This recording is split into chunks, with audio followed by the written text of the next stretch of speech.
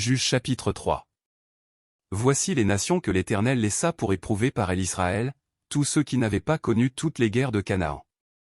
Il voulait seulement que les générations des enfants d'Israël connussent et apprissent la guerre, ceux qui ne l'avaient pas connue auparavant. Ces nations étaient, les 5 princes des Philistins, tous les Cananéens, les Sidoniens, et les Éviens qui habitaient la montagne du Liban, depuis la montagne de Baal-Hermon jusqu'à l'entrée de Hamath. Ces nations servirent à mettre Israël à l'épreuve, afin que l'Éternel sût s'ils obéiraient au commandement qu'il avait prescrit à leur père par Moïse. Et les enfants d'Israël habitèrent au milieu des Cananéens, des Héthiens, des Amoréens, des Phéréziens, des Éviens et des Jébusiens. Ils prirent leurs filles pour femmes, ils donnèrent à leurs fils leurs propres filles, et ils servirent leurs dieux. Les enfants d'Israël firent ce qui déplaît à l'Éternel, ils oublièrent l'Éternel, et ils servirent les Baals et les idoles. La colère de l'Éternel s'enflamma contre Israël, et il les vendit entre les mains de Cushan-Risquéataïm, roi de Mésopotamie. Et les enfants d'Israël furent asservis 8 ans à Cushan-Risquéataïm. Les enfants d'Israël crièrent à l'Éternel, et l'Éternel leur suscita un libérateur qui les délivra, Othniel, fils de Kénaz, frère cadet de Caleb. L'esprit de l'Éternel fut sur lui. Il devint juge en Israël, et il partit pour la guerre. L'Éternel livra entre ses mains Cushan-Risquéataïm, roi de Mésopotamie, et sa main fut puissante contre Cushan-Risquéataïm. Le pays fut en repos pendant 40 ans. Et Othniel, fils de Kénaz, mourut. Les enfants d'Israël firent encore ce qui déplaît à l'Éternel, et l'Éternel fortifia Églon, roi de Moab, contre Israël, parce qu'ils avaient fait ce qui déplaît à l'Éternel. Églon réunit à lui les fils d'Ammon et les Amalécites, et il se mit en marche. Il battit Israël, et ils s'emparèrent de la ville des palmiers.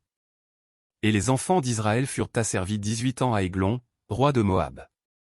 Les enfants d'Israël crièrent à l'Éternel, et l'Éternel leur suscita un libérateur, Éhud, fils de Guéra, benjamite, qui ne se servait pas de la main droite.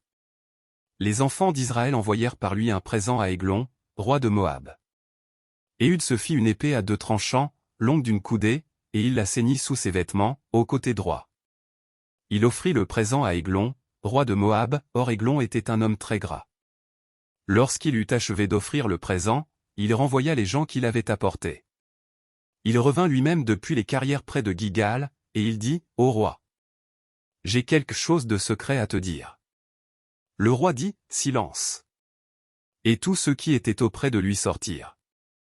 Éhud l'aborda comme il était assis seul dans sa chambre d'été, et il dit, « J'ai une parole de Dieu pour toi. » Églon se leva de son siège. Alors Éhud avança la main gauche, tira l'épée de son côté droit, et la lui enfonça dans le ventre. La poignée même entra après la lame, et la graisse se referma autour de la lame, car il ne retira pas du ventre l'épée, qui sortit par derrière. Éhud sortit par le portique, ferma sur lui les portes de la chambre haute, et tira le verrou. Quand il fut sorti, les serviteurs du roi vinrent et regardèrent, et voici, les portes de la chambre haute étaient fermées au verrou. Ils dirent, sans doute il se couvre les pieds dans la chambre d'été. Ils attendirent longtemps, et comme ils n'ouvraient pas les portes de la chambre haute, ils prirent la clé et ouvrirent, et voici, leur maître était mort, étendu par terre. Pendant leur délai, Éhud prit la fuite, dépassa les carrières, et se sauva à Seira. Dès qu'il fut arrivé, il sonna de la trompette dans la montagne d'Éphraïm. Les enfants d'Israël descendirent avec lui de la montagne, et il se mit à leur tête. Il leur dit, « Suivez-moi, car l'Éternel a livré entre vos mains les Moabites, vos ennemis. » Ils descendirent après lui, s'emparèrent des gués du Jourdain vis-à-vis de Moab, et ne laissèrent passer personne. Ils battirent dans ce temps-là environ 10 000 hommes de Moab, tous robustes, tous vaillants, et pas un n'échappa. En ce jour, Moab fut humilié sous la main d'Israël. Et le pays fut en repos pendant 80 ans. Après lui, il y eut Shamgar, fils d'Anath. Il battit 600 hommes des Philistins avec un aiguillon à bœuf. Et lui aussi fut un libérateur d'Israël.